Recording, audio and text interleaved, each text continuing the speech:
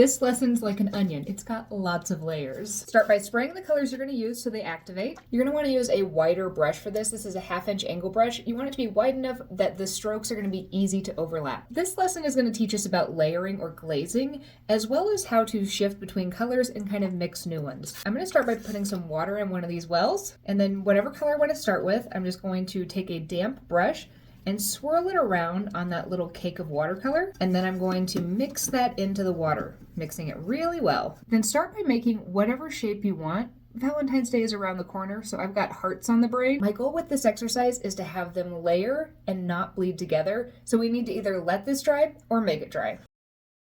Then I'm going to prepare for the next stroke. What I want to do is make this color a little more saturated. So right away, I'm just going to go into that same color, and I'm going to swirl my damp brush around and then mix it into that color. And this is going to bump up the saturation of the color I initially started with. And I'm going to use my brush to make a heart-shaped outline, and I'm going to overlap the previous shape just a bit. We've only painted 2 things, but notice that we actually have 3 colors on this page. Well, 4 if you include the white paper, but we have the initial light pink color, we have this slightly darker pink color, and then where those 2 overlapped, we have an even more saturated pink color. The key to this is drying between layers. If we hadn't dried between the previous layer, we would not get that overlapping piece. So again, let this dry or make it dry.